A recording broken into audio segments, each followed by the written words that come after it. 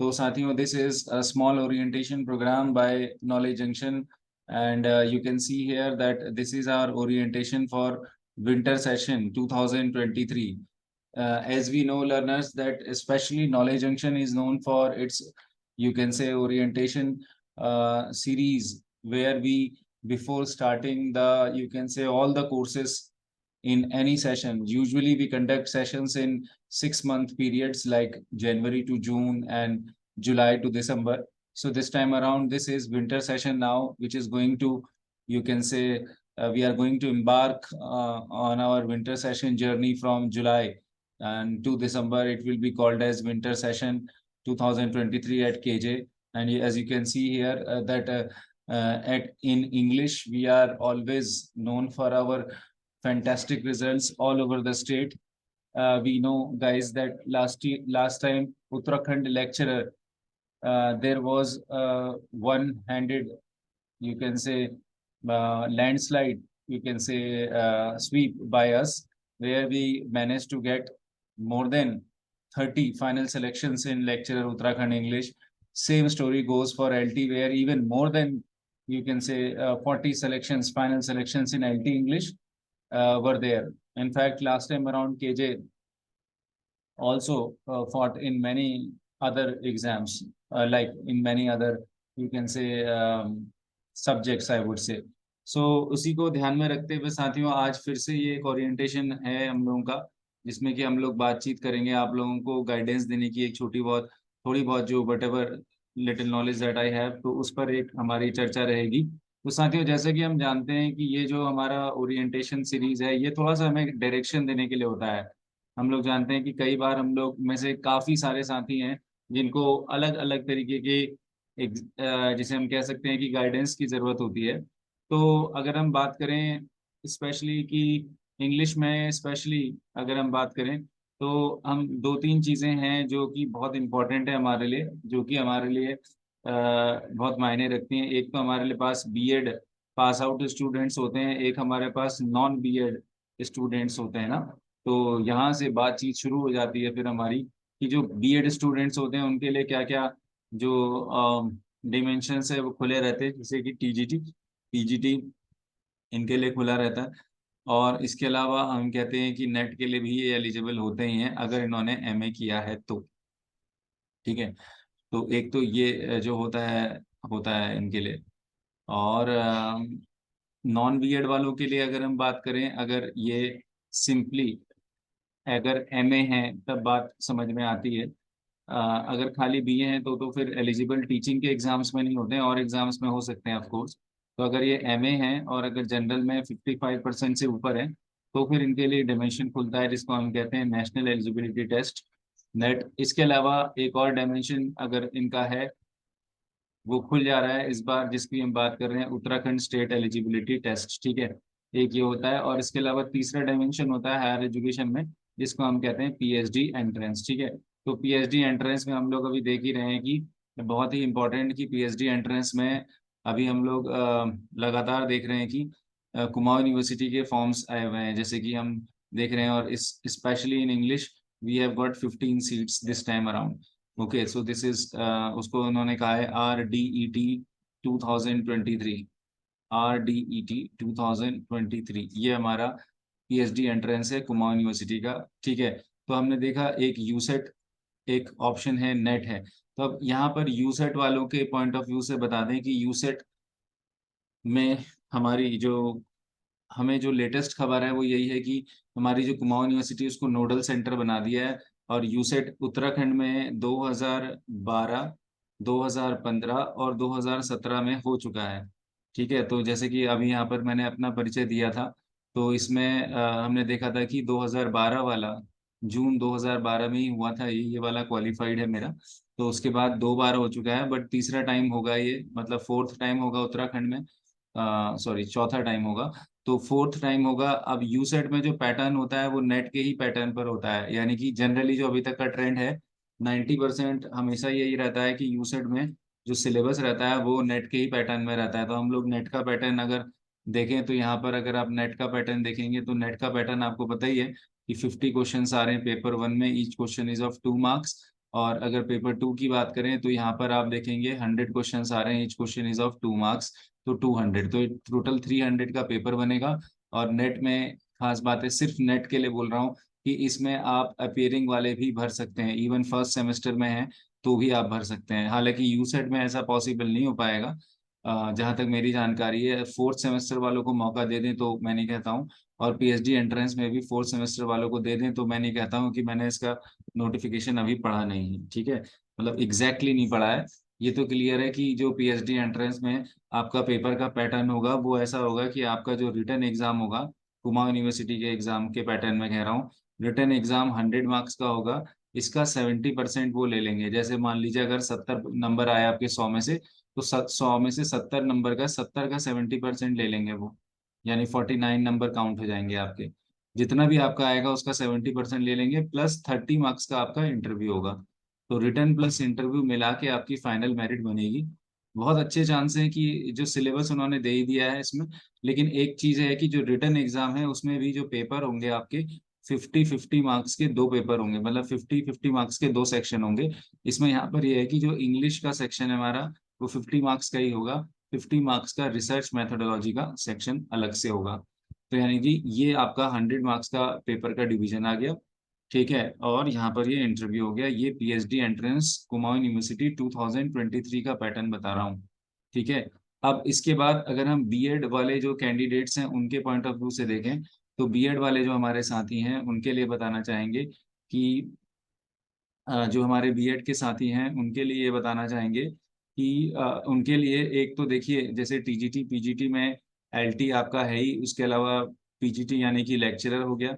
Lecturer में आपको पता ही है कि इस बार स्क्रीनिंग होगा पिछली बार की तरह, और स्क्रीनिंग के बाद आपका मेंस होगा, ठीक है।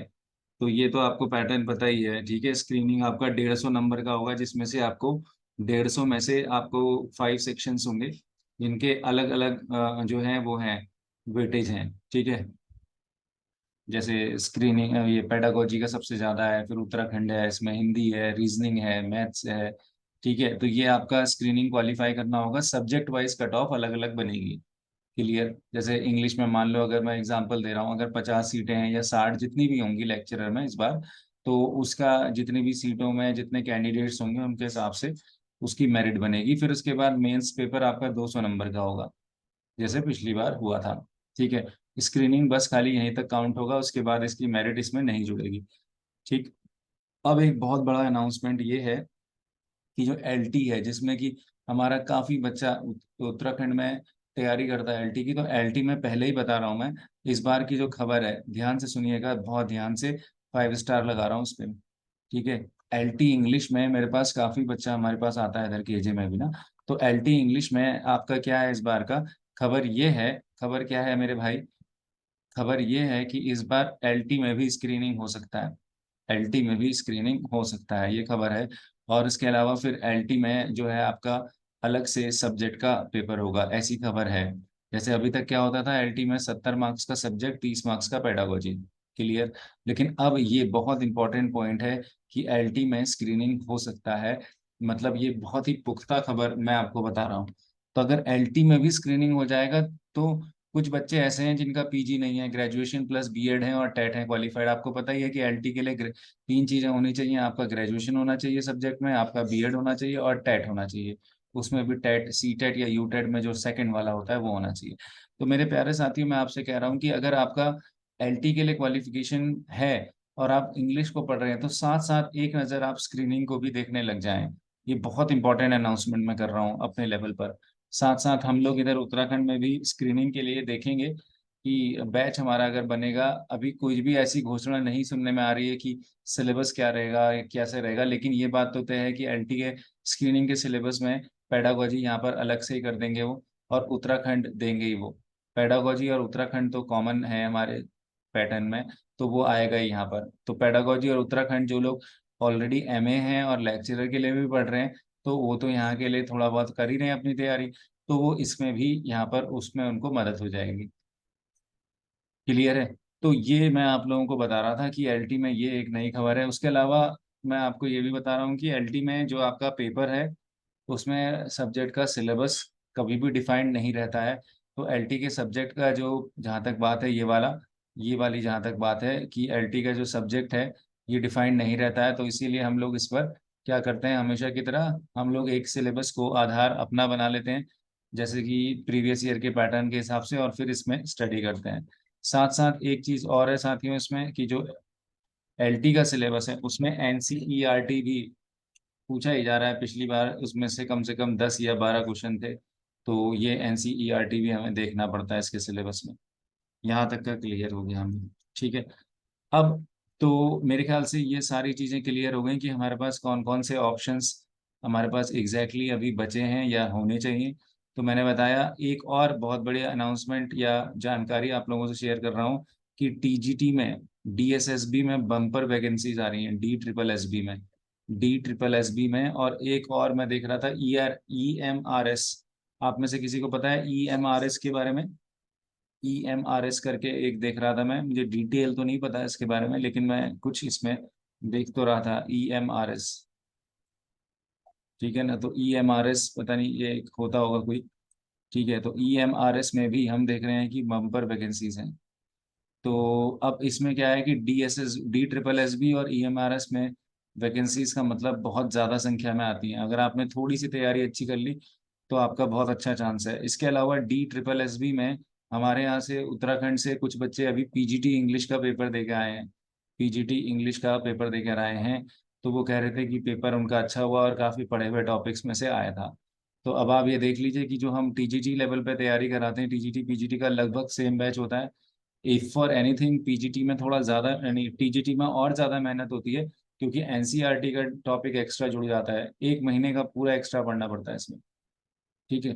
तो यानी कि ये आपके सामने बहुत गोल्डन जो है, हाँ। अच्छा, एकलव्य वाले स्कूल होंगे ईएमआरएस वाले, तो ईएमआरएस और डी ट्रिपल एस बी, तो ये बहुत ही इंपॉर्टेंट आपके लिए है कि इसमें भी टीजीटी की वैकेंसीज आने वाली हैं।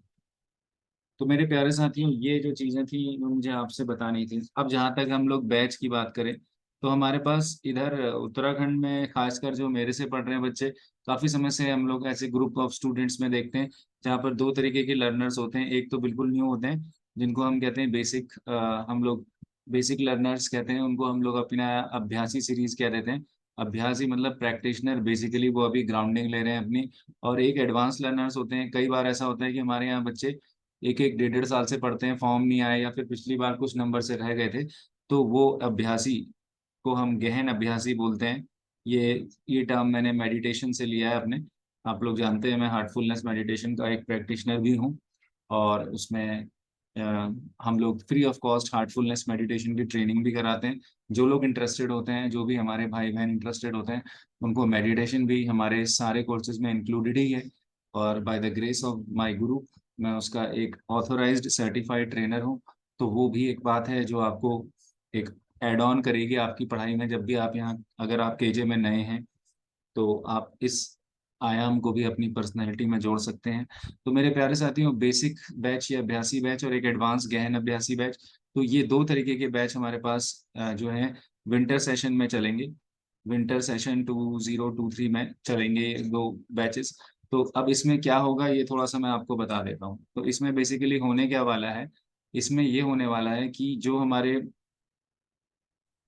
हमारे बिल्कुल नए लर्नर्स हैं उनके लिए हम जो है जुलाई की सीरीज में, जुलाई 2023 में, ठीक है, हम बिल्कुल फ्रेश, बिल्कुल स्टार्टिंग से हम लोग लेकर आ रहे हैं एक सीरीज, जिनको हम again for LT and lecturer and NET and USET, ठीक है, एंड और क्या बचा है इसमें, पीएचडी एंट्रेंस, ठीक है।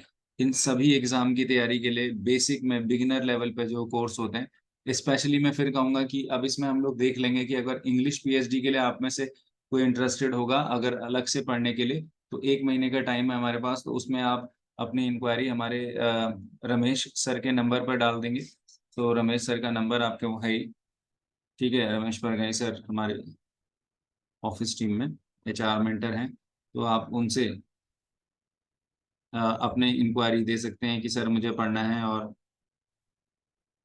तो इनका नंबर मैं यहाँ पर लिख दे रहा हूँ, जिसको भी इनसे बात करनी होगी सर से। ये ऑफिशियली हमारे जितने भी इंक्वायरीज हैं उनको हैंडल करते हैं सर।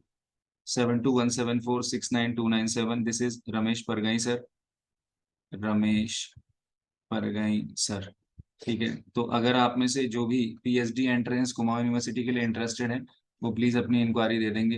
हाँ, सर भी ऑनलाइन है, अपने नंबर से उन्होंने भेजा है। तो आप इसमें जो है अपनी इंक्वायरी दे देंगे पीएचडी एंट्रेंस के लिए, क्योंकि इसमें एक ही महीने का हमारे पास लगभग टाइम है, तो हमें अलग अंदाज में पढ़ाई करनी पड़ती है। ठीक है, फिर यूसेट और नेट में जो बच्चे हैं ये किस में चले जाएंगे, यूसेट और नेट के बच्चे कहाँ चले जाएंगे, सॉरी मैंने यहाँ पर गलत ड्रॉ कर दिया। यूसेट और नेट के बच्चे गहन अभ्यासी या जिसको हम एडवांस बैच कहते हैं वहां चले जाएंगे। ठीक है, और जो हमारे एलटी लेक्चरर में हमारे बिगिनर्स हैं, नए बच्चे हैं या पहली बार पढ़ रहे हैं, तो वो हमारे बेसिक बैच जिसको हम अभ्यासी बैच कहते हैं वहां चले जाएंगे। ठीक है, तो अब जो हमारे बेसिक बैच हैं, क्योंकि हमें बेसिक्स को ही स्ट्रॉन्ग करने की जरूरत होती है, और इसमें कोई बड़ी बात नहीं है कि हम लोग स्टार्टिंग अपनी बेसिक से ही करते हैं, चाहे हम कितने ही अच्छे लर्नर क्यों ना हो।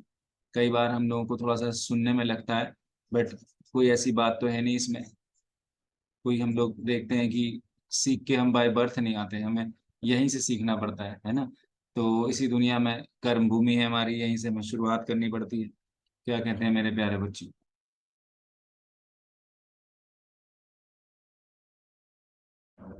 ठीक है, तो मैं कह रहा हूँ कि आप इसमें, तो जो हमारा जुलाई से बैच होगा वो ऑनलाइन प्लस ऑफलाइन लर्नर्स के लिए होगा, बिल्कुल स्टार्टिंग से। नहीं, ऑनलाइन। जो एक मॉर्निंग की सीरीज आएगी हमारी, मॉर्निंग में अभी हम लोग जो खत्म करने वाले हैं उस टाइम को वहां पर टाइम देके उसको दूसरी जगह शिफ्ट करेंगे अगर, तो ऑनलाइन में हमारी एक सीरीज आएगी। ये सीरीज जो है हम लोग शुरू करेंगे। ये जो है हमारी ओनली ऑनलाइन होगी सीरीज। ठीक है, तो ये फॉर बिगिनर्स होगी। ठीक है, उसके बाद फिर हम एक जो है मॉर्निंग मॉर्निंग में ये होगा, इसका टाइमिंग वगैरह इस पर हम लोग बात कर लेंगे। ठीक है,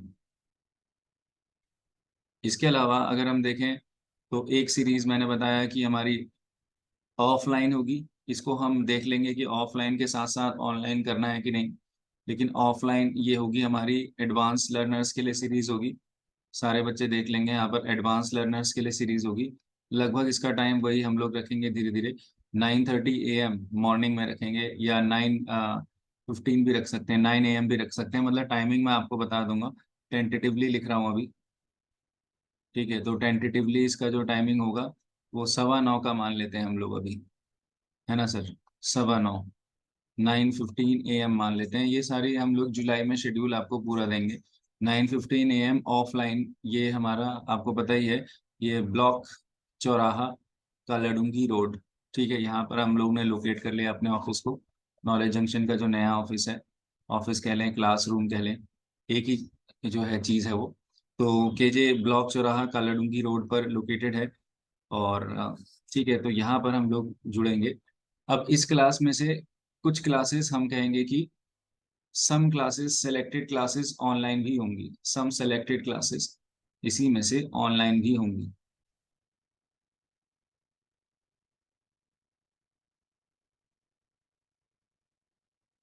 हाँ, देखो एडवांस, हाँ एक चीज और, अच्छा हाँ ये सॉरी ये मैंने गलत बताया यहाँ पर।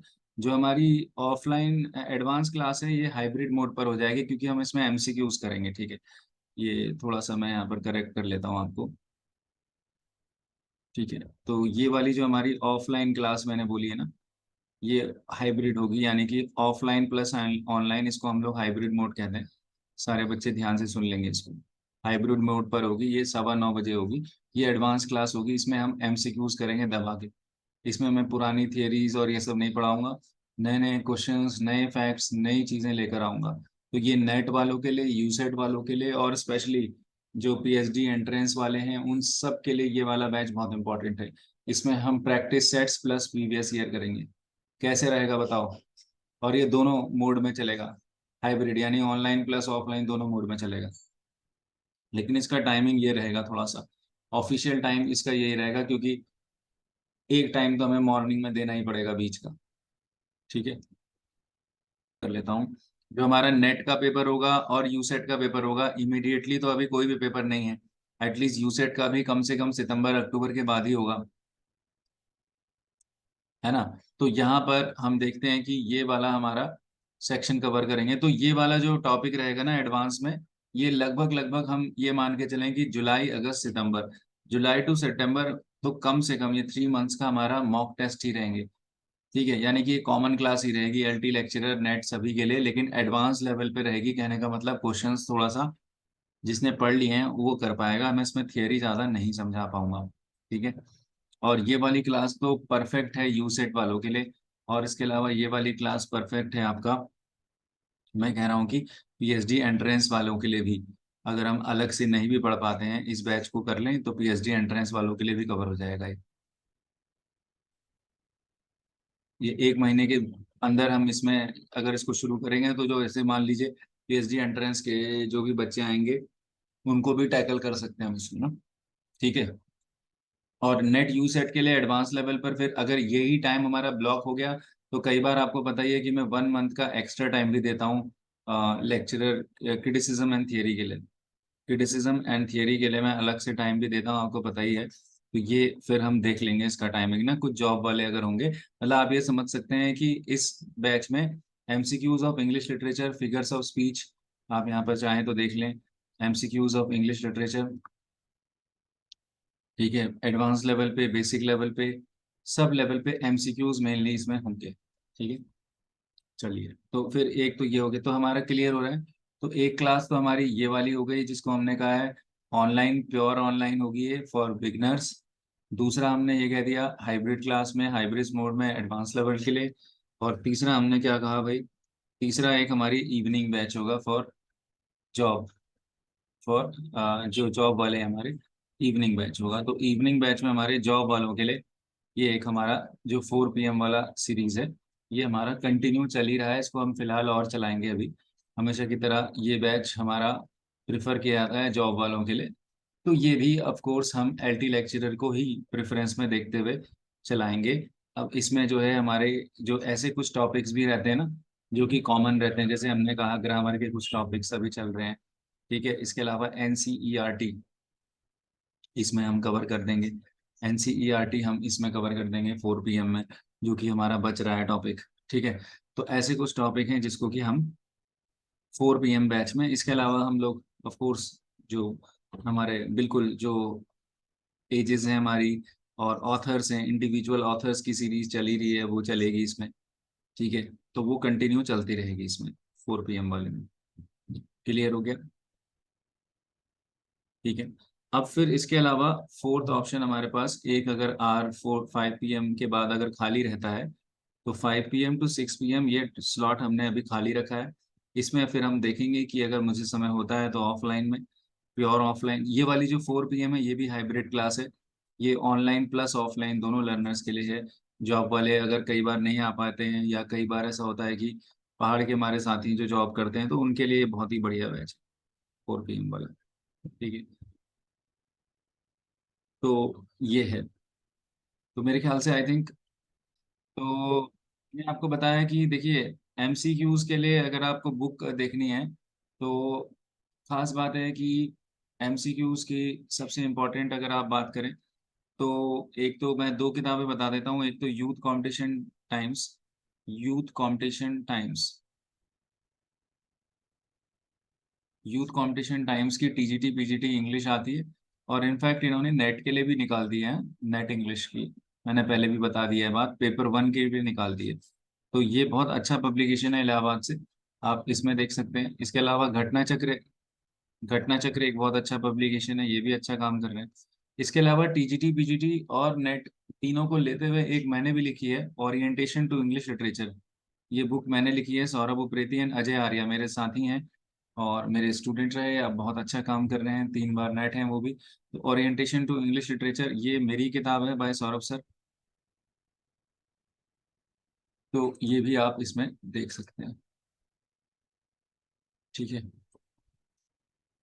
तो ये 3 4 बुक्स हैं। इसके अलावा अगर आप स्क्रीनिंग के पेपर की बात करें, तो स्क्रीनिंग के लिए हम लोग एक जल्दी बैच नया शुरू करेंगे। मैं हमारे मेंटर से बातचीत करूंगा, होपफुली जुलाई में हम लोग इसको शुरू करेंगे।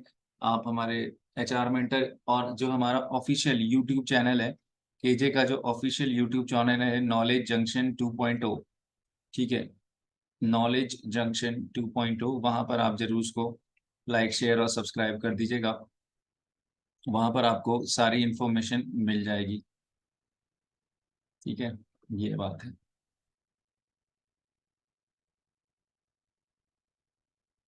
ठीक है, जुलाई फर्स्ट वीक में hopefully we'll start with a fresh batch of lecture screening.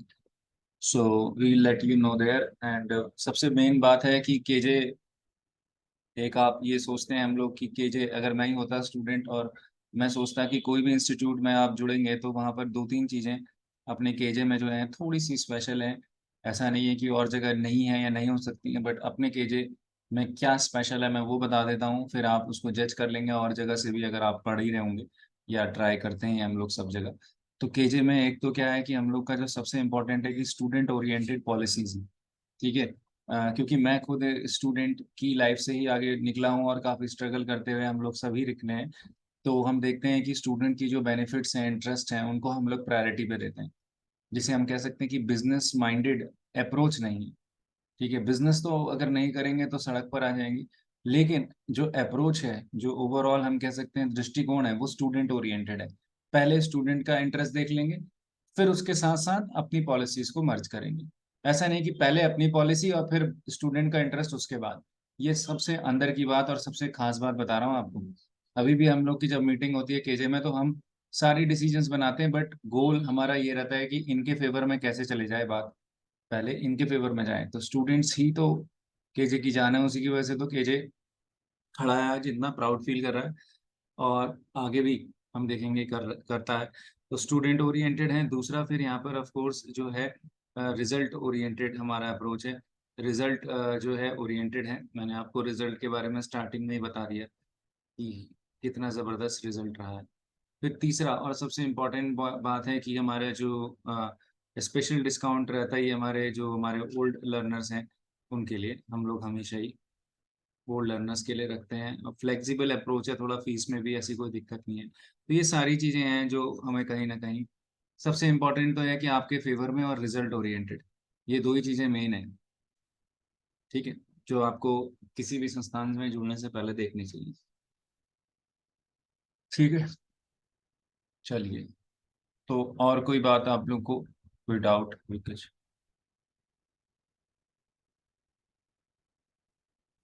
Thank you Anisha जी। ये आप सब लोगों का प्यार है जो कि केजे को इतना आगे ले जाता है साथियों। ये है कि केजे अपने आप में एक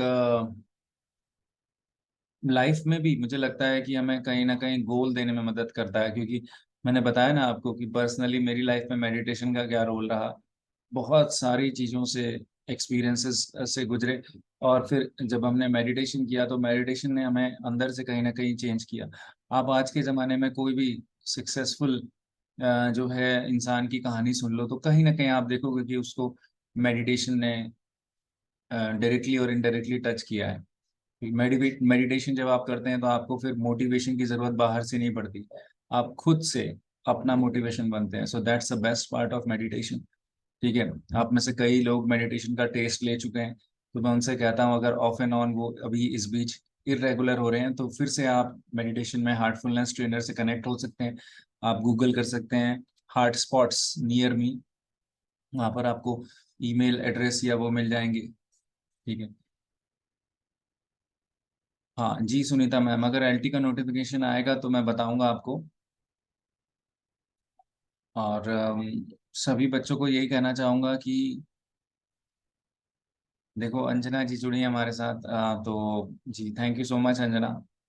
तो आप लोगों के ये इमोशंस ही हैं जो हम लोगों को कनेक्ट करते हैं एक दूसरे से, है कि नहीं? तो ये है बात। कहीं ना कहीं हम लोग जुड़े रहेंगे आगे भी, और मैं चाहता हूँ कि आप सब लोगों से लाइफ लॉन्ग एक हमारा इमोशन जुड़ा रहे ना। तो ये बात है।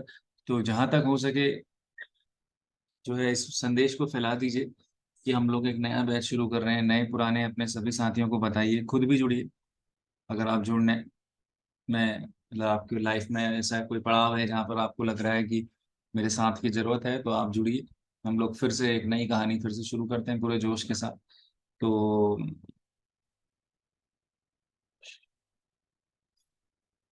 है ना।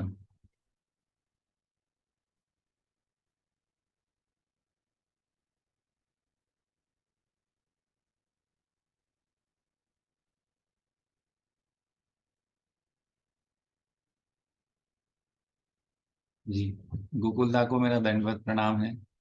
तो बस ये है कि मैंने भी ये केजे की शुरुआत ऐसे ही करी थी साथियों, एक छोटे से रूम से शुरू किया, फिर इतना कारवां बढ़ता गया, बहुत सारी सक्सेस स्टोरीज को हम लोग ने बहुत करीब से देखा। अंजना खुद उसका एक एग्जाम्पल है, रैंक 4 है। हमारे पान सिंह बोरा रैंक 3 LT, ठीक है। नीरज में है रैंक 7 LT। और बहुत सारे, शोभना है, शहनवाज हैं, बहुत सारे ऐसे हमारे साथी हैं जो कि इसमें अपना जो है सुनहरे अक्षरों में नाम दर्ज कर गए। मैं अभी कईयों का तो नाम ही नहीं ले पा रहा हूँ, लेकिन फिर भी। तो साथियों, अगर हम लोगों की बातचीत हो गई, तो क्योंकि एक रिसर्चर की तरह मैं भी फिर बात होने के बाद अपने काम में लग जाता हूँ। काफ़ी सारी चीज़ें हैं जो मुझे आप लोगों को बेस्ट टू बेस्ट देने के लिए रिसर्च करनी पड़ती हैं। तो उस रिसर्च में मैं फिर आगे लग जाऊँगा। एक बार एक खुल के, खुले दिल से बात करना चाह रहा था, क्योंकि हम लोग अक्सर ये सुनते हैं कि जो बात मुँह से निकलती है वो खाली कान तक जाती है, जो बात दिल से निकलती है वो दिल तक जाती है। तो दिल से निकले हुए कुछ अभिव्यक्ति थी मेरी, उद्गार थे, जो मैंने कोशिश करी आप लोगों से साझा करने के लिए। हो सकता है कि आप डायरेक्टली ना भी जुड़ें, इस बात को पहुंचाइए कि यहाँ पर एक हम लोग ईमानदारी से प्रयास कर रहे हैं, ये मेरा आप लोगों से कहना है। और फिर भी और सुधार की गुंजाइश है हर जगह है। कहीं पर भी आपको ऐसा लगता है कि फीडबैक्स की ज़रूरत है, तो आप प्लीज़ वो फीडबैक्स हमसे, हमारे साथी रमेश सर से, हमारे साथी अभी पंत सर हैं, उनका नंबर आपके पास होगा, उनसे, या फिर हमारे जितने भी और भी पुराने साथियों के माध्यम से आप दे सकते हैं।